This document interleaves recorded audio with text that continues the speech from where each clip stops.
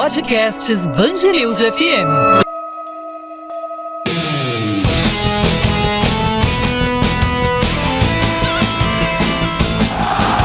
Bora pro Catar! Absolutamente tudo sobre a Copa do Mundo da FIFA Catar 2022. Oi, gente! Terceiro episódio do Bora pro Catar. Você sabe, nesse espaço aqui a gente te deixa cada vez mais pertinho da Copa do Mundo, cada vez mais pertinho do Catar. Tô contando os dias, hein? Falta pouco tempo para a abertura do Mundial e você, claro, vai acompanhar tudo na Band News FM, cobertura completíssima da nossa equipe no Catar e também da nossa equipe no Brasil durante a Copa do Mundo.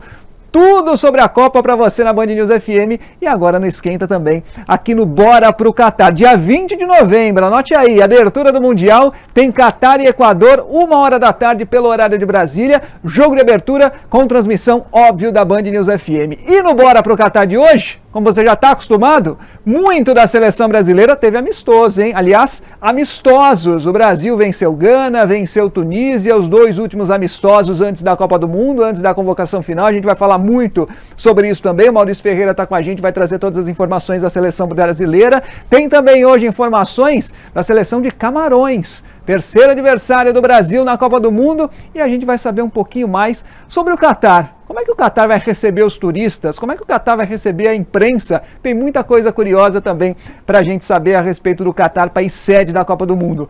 Bora pro Catar então? Maurício Ferreira está com a gente hoje. Tudo bem, Maurício? Vai Tudo trazer bem, muito Fabio? da seleção. Grande abraço a você, também a todo mundo que nos acompanha pro Bora pro Catar e vamos falar muito certamente desses dois últimos amistosos, os últimos testes realizados pelo técnico Tite, pensando naquela tão esperada lista de 26 nomes que vão representar o Brasil na Copa do Mundo. É isso, você já viu, hein? Ali do ladinho do Maurício, de frente pro Maurício, André Coutinho vai estar com a gente no Catar também. Vai comentar muito sobre seleção brasileira e Copa do Mundo e vai trazer informações especiais sobre o turismo, que é outro assunto que ele entende demais. Tudo bem, Coutinho? Tudo bom, Fábio? Um prazer estar aqui no Bora pro Catar. Vou falar sobre turismo, as curiosidades, o que você pode fazer, o que você não pode fazer no Catar. Você pode beber bebida alcoólica, você pode passear, que tipo de roupa você poderá usar por lá. Para você que vai pro Catar, para você que também tem curiosidade para saber desse país de cultura tão diferente da nossa. Muito bem, a Aline Calandrini com a gente também, já disse, cadeira cativa aqui no Bora pro Catar. Está com a gente mais uma vez para falar muito de seleção brasileira e Copa do Mundo. Obrigado pela presença de novo. Oi, Fábio, tudo bem?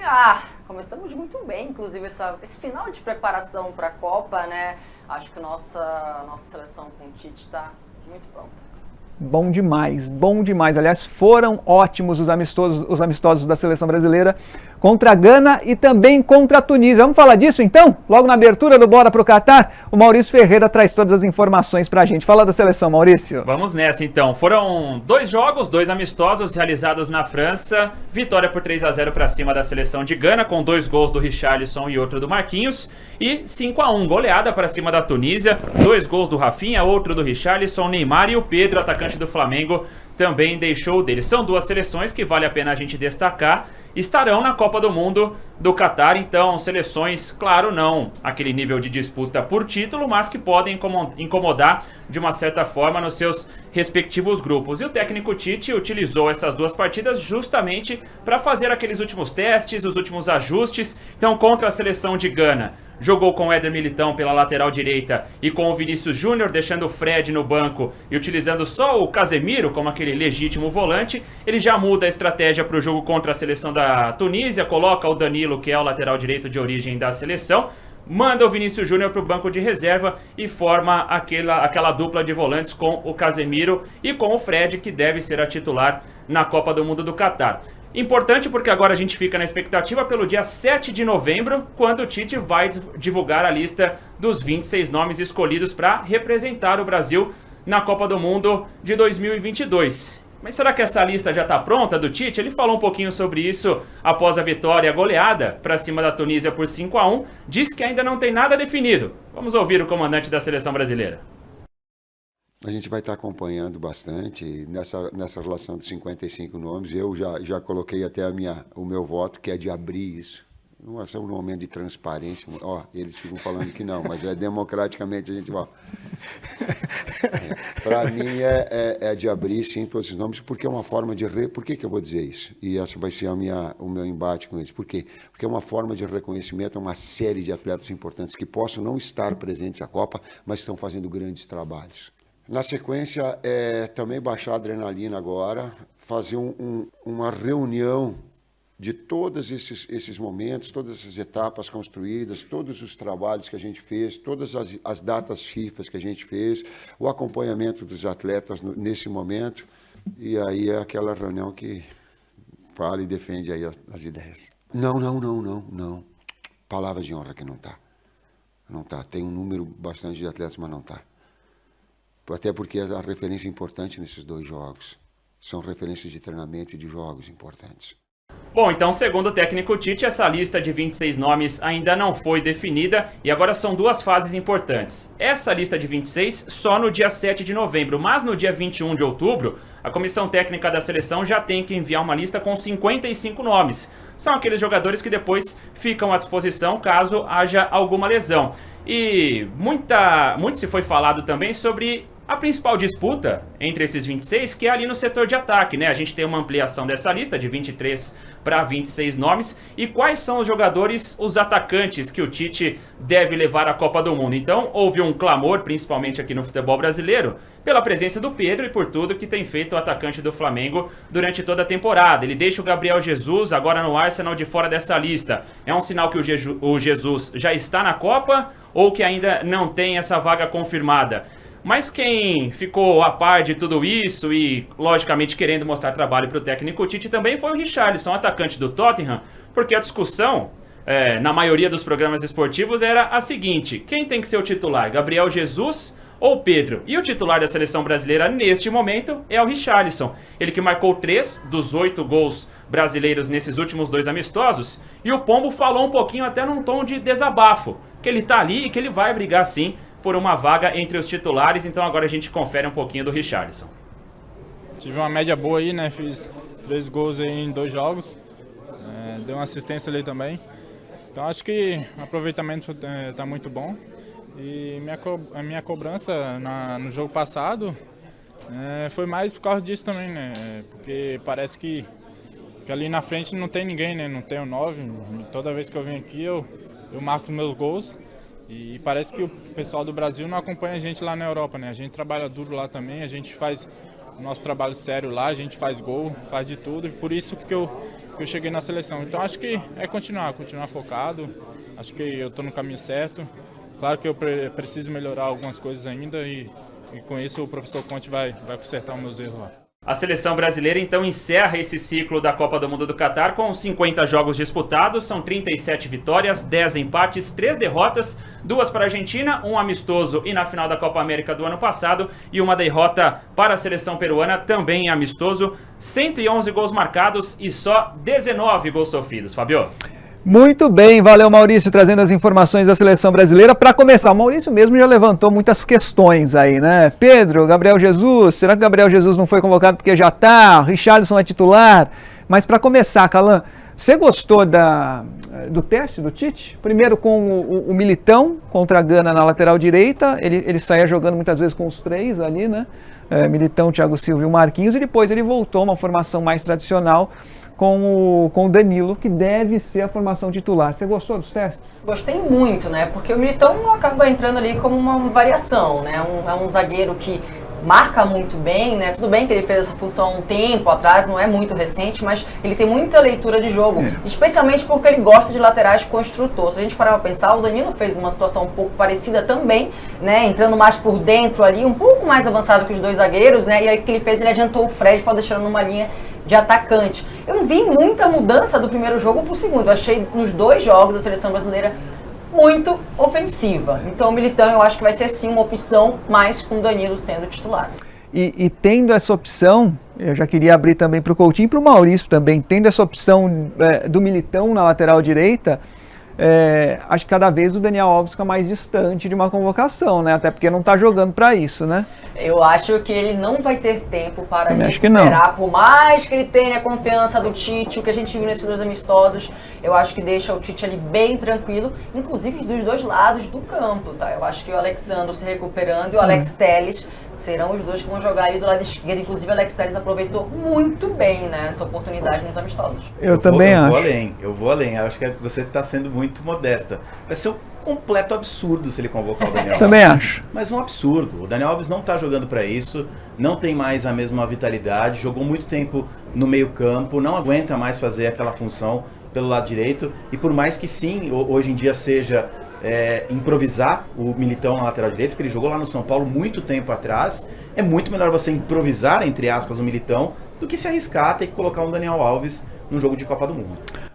E lá na frente, Maurício, porque assim, quando ele fez a mudança, né, quando colocou o Danilo, ele foi obrigado a adiantar um pouquinho mais o Paquetá para colocar o Fred, que é um jogador um pouco mais de contenção ali, né, com 2 volantes ao lado do Casimiro, e aí sobrou pro Vinícius Júnior lá na frente.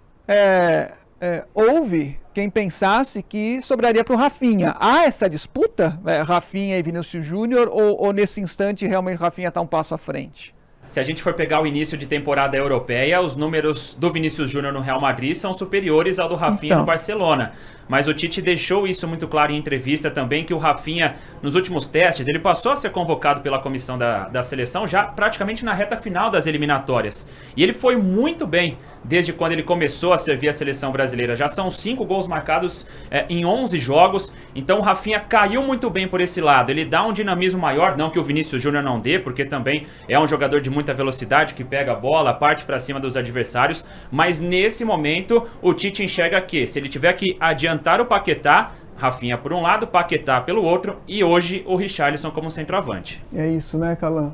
É isso, assim, eu em outro programa que eu faço no Bom Esporte, eu falei, gente, mas você não acha que o Vinícius Júnior não tem a mesma conquista pela seleção igual pelo Real Madrid?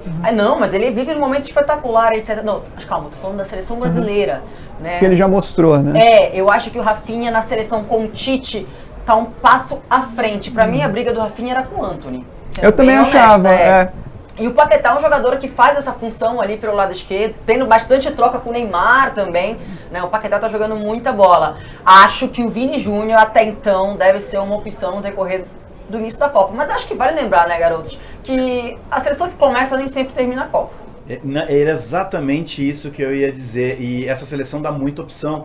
Se a gente voltar para as outras seleções, né, para as outras Copas do Mundo, a gente tinha uma seleção que a gente tinha certeza que ia ser titular, e mal a gente tinha dúvida e opções. A seleção do Dunga, que para mim era uma das mais favoritas antes de a Copa começar, era aquele time, e se você tirasse uma outra peça, não tinha reposição. Né? E olha só quantas opções, principalmente ofensivas, o Tite tem. Eu acho que o Tite aprendeu com a dura derrota da última Copa, que talvez ele não tenha que ter só um time titular e ficar com esse time. Talvez ele vá variar de acordo com o adversário. O Brasil tem uma primeira fase com adversários de características bem diferentes, e a partir das oitavas a coisa muda de figura realmente. Então talvez eu acho que eu não esperaria um time titular, como bem disse a Aline, para começar, e talvez as oitavas já tenha ali 2, 3 alterações. Eu acho isso também, né? O Tite tem muita gente boa na mão, né, Maurício? Inclusive para mudança tática, como ele mostrou nesses 2 jogos. Quer dizer, ele tem muito atacante, porque são 26 agora, e parece que o Tite realmente vai apostar em atacantes, pelo menos 8 serão convocados ali.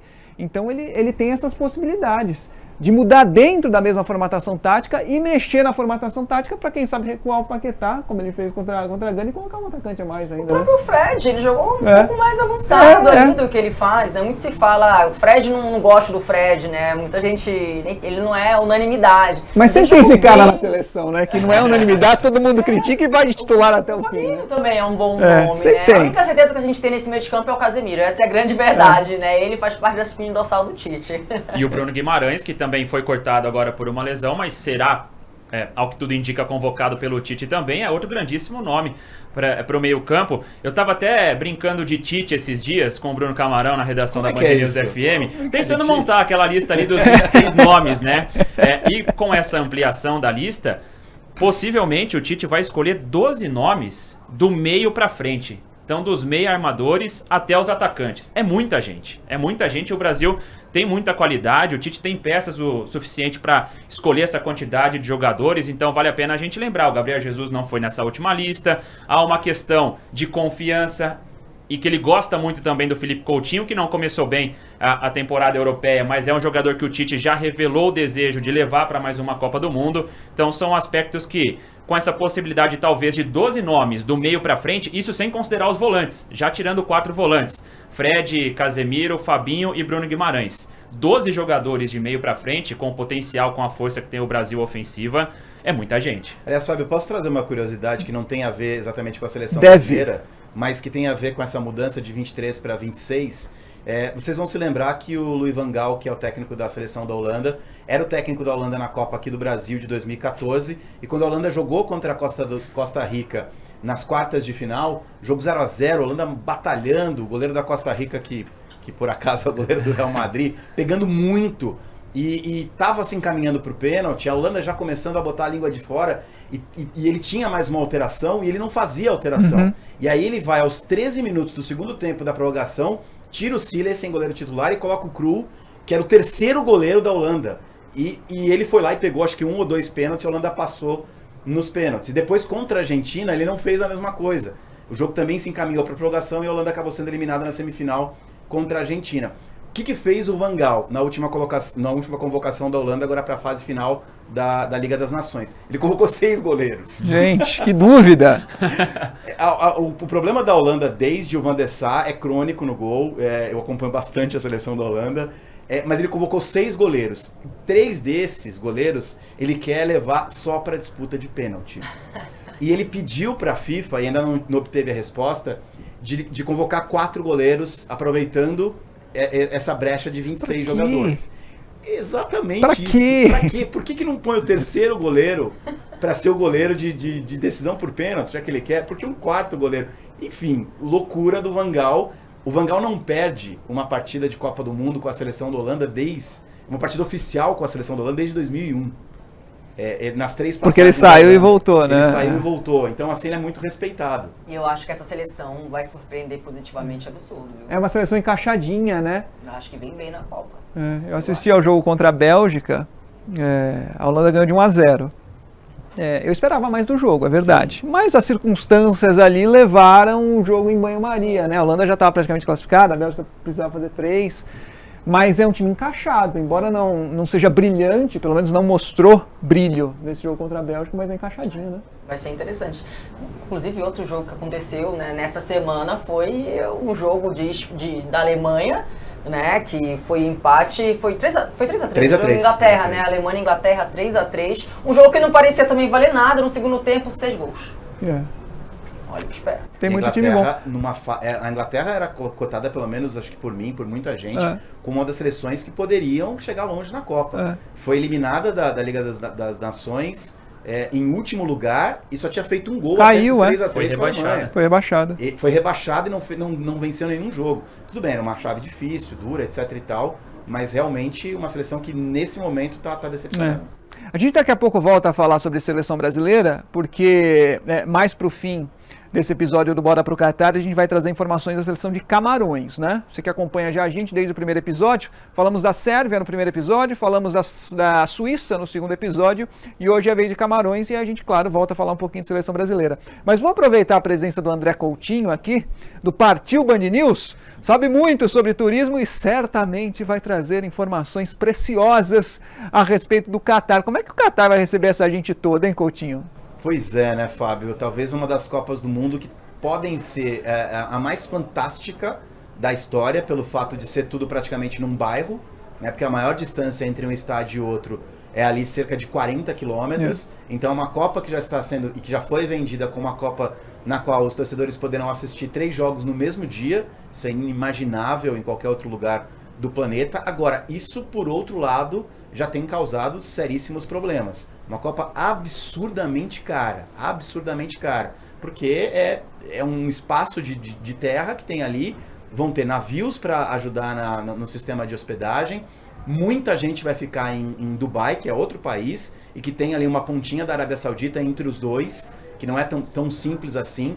haverá o que eles estão chamando de vans aéreas, que vão partir tanto de Dubai quanto da Arábia Saudita, para levar os torcedores só para assistir a 1 ou 2 jogos no Catar e depois voltar. Então, logisticamente, é uma Copa super interessante, porque não vai ter, ou teoricamente não teria, deslocamento aéreo, inclusive das seleções. As seleções vão de ônibus para todas as partidas, para todos os estádios, mas que para os torcedores pode ser ou fantástica, ou então inesquecível no péssimo sentido da palavra, viu, Fábio? É, muita coisa diferente, né?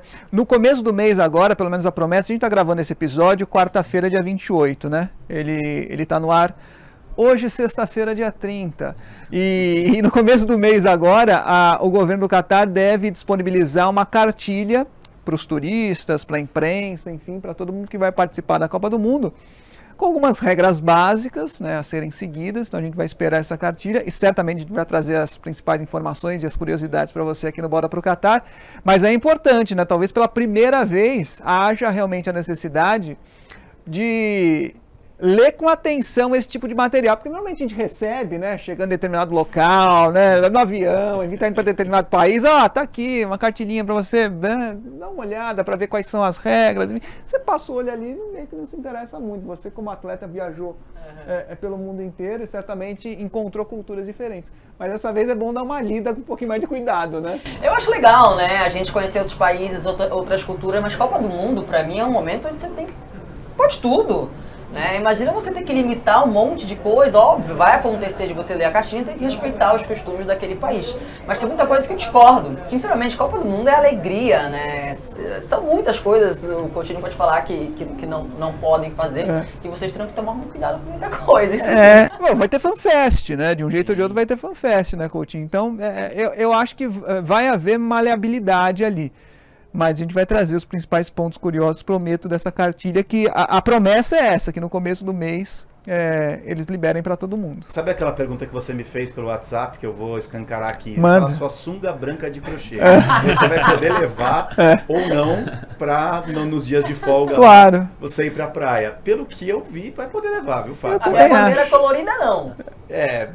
A minha bandeira colorida aí é um pouco mais restrito, infelizmente, mas enfim. A gente vai trazer esses detalhes.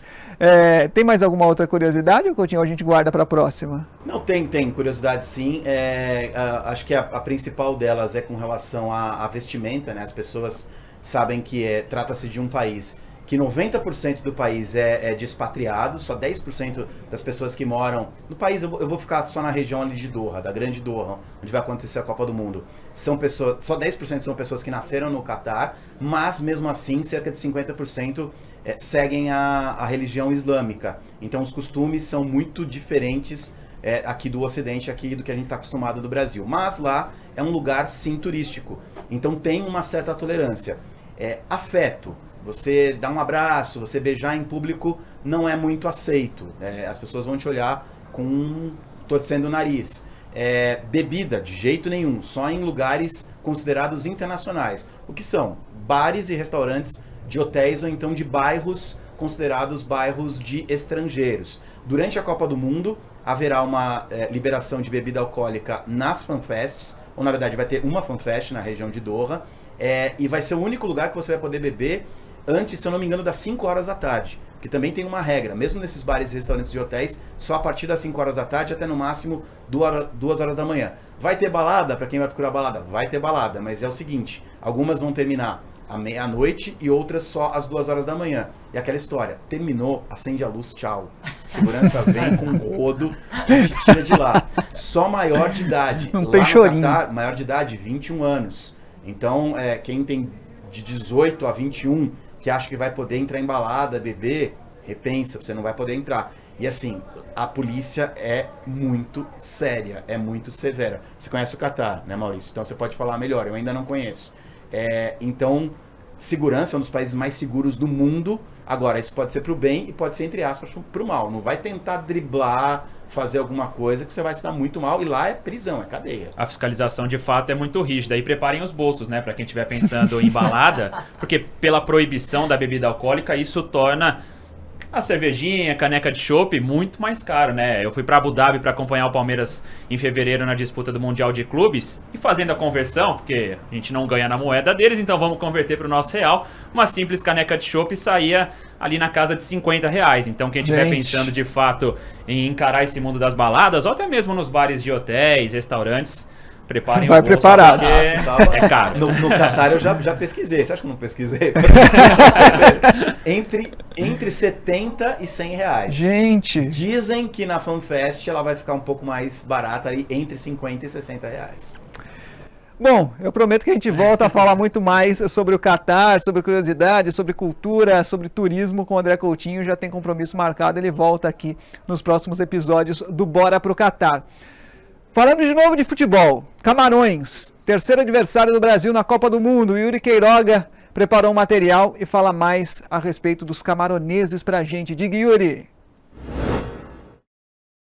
E aí, gente, tudo bem? A seleção de Camarões será a última adversária do Brasil na fase de grupos desta Copa do Mundo. Não é a primeira vez que os Leões Indomáveis aparecem no caminho da seleção brasileira em uma Copa. A gente vai até 94, lembra daquela primeira fase, o Brasil enfrentou o Camarões e venceu por 3-0. Aquele foi o segundo jogo do caminho brasileiro para o tetracampeonato.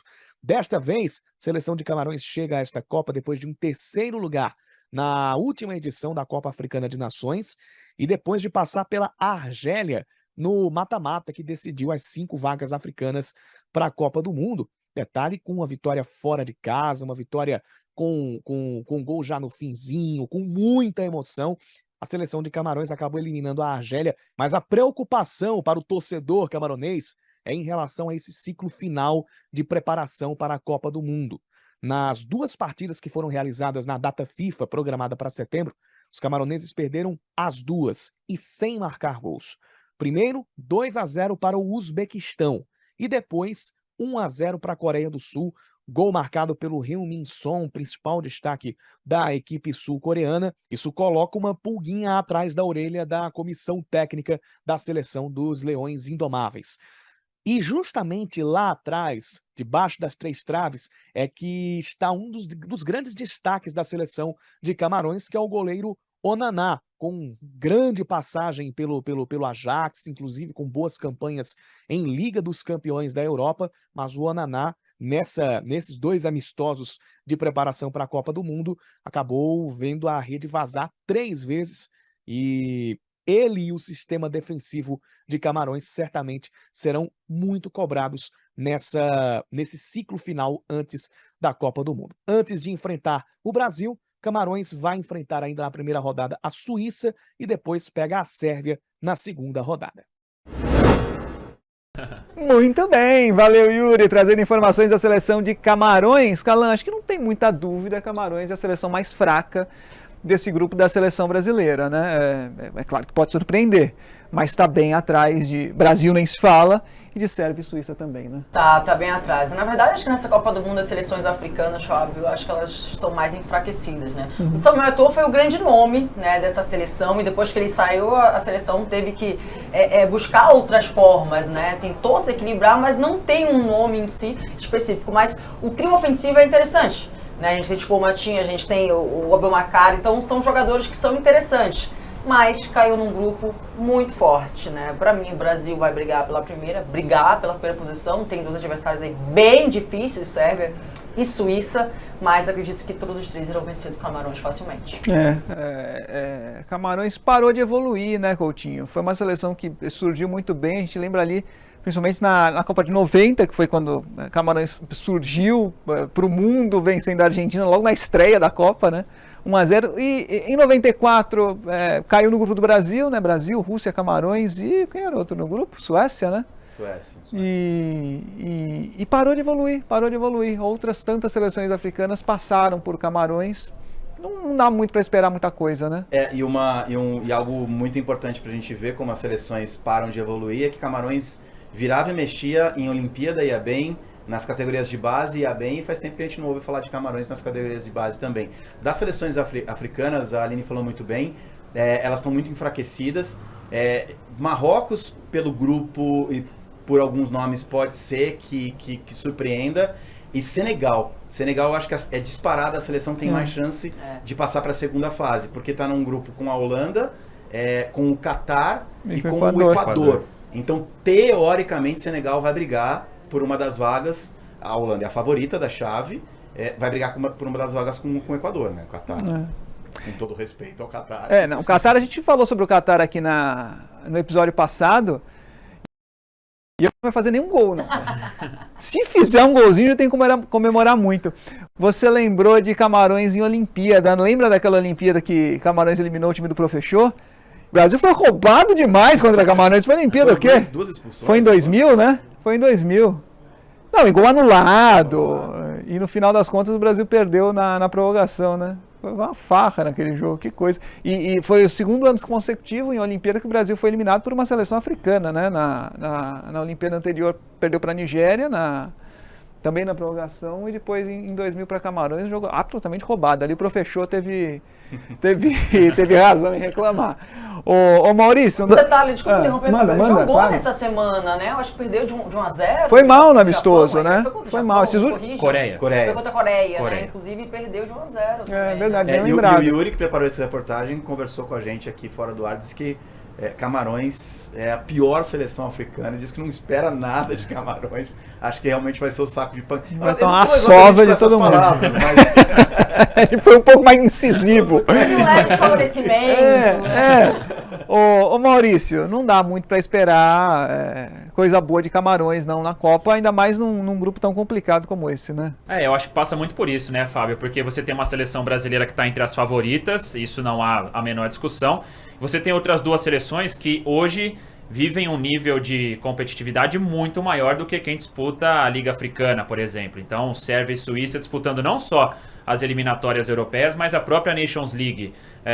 Num recorte recente, essa Nations League ela foi muito complicada para várias seleções. Coutinho destacou sobre a Inglaterra, a França, atual campeã do mundo, também não foi bem na Nations, mas a Suíça deixou para trás nas eliminatórias uma Itália, que nem se classificou à Copa do Mundo, e a Sérvia deixou na segunda colocação da sua chave Portugal, que está com a classificação garantida depois via repescagem. Então são seleções que nesse último ciclo, né, a gente destaca muito o fato do Brasil ter vivenciado ali só jogos das eliminatórias sul-americanas, amistosos também contra países aqui do nosso continente, e muitas vezes asiáticos e africanos. Essas seleções não, elas viveram ali um período de eliminatórias, de Nations League, enfrentando grandes seleções, então chegam muito mais preparadas do que Camarões. Eu tô junto com vocês nessa.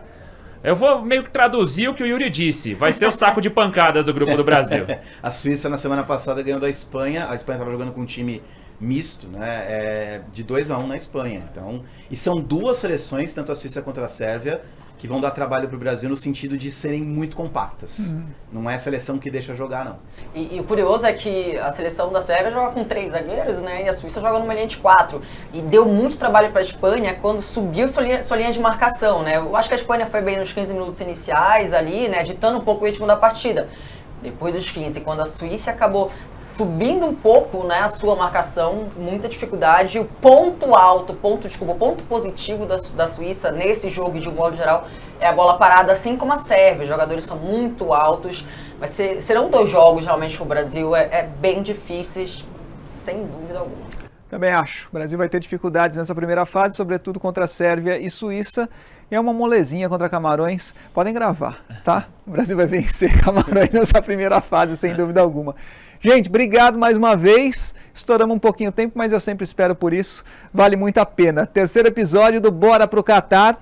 Aqui a gente leva você para mais pertinho da Copa do Mundo, tá? Esse espaço é para te deixar mais pertinho da Copa do Mundo, no canal oficial da Band News FM no YouTube e também nos principais agregadores de podcast. Calan, obrigado mais uma vez, hein? Cadeira cativa para você, apareça quando quiser. Um abraço, enquanto você e o pessoal que está do outro lado, na próxima semana também, se Deus quiser. É isso.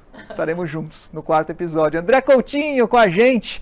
Valeu, Coutinho. Trouxe as curiosidades do Catar. Também está convocado para uma próxima oportunidade contar mais pra gente. Falar sobre Copa do Mundo e falar também sobre turismo no Catar. Valeu, Fábio. Foi um prazer. Sempre que eu estiver aqui por São Paulo, enquanto esse programa está indo pro ar, eu tô viajando indo para Nova York, só para vocês terem uma ideia. Mas melhor que a gente. Valeu, Coutinho. Valeu. Maurício, obrigado pelas informações da Seleção Brasileira. Ele volta também em outros episódios com a gente. Valeu, Fábio. Uma honra. Estou sempre à disposição. Gente, até semana que vem, hein? Pro 4º episódio do Bora pro Catar. Valeu, a Copa tá chegando.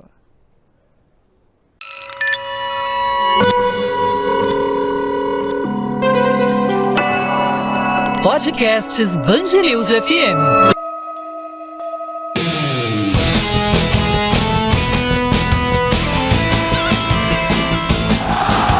Bora pro Catar. Absolutamente tudo sobre a Copa do Mundo da FIFA Catar 2022.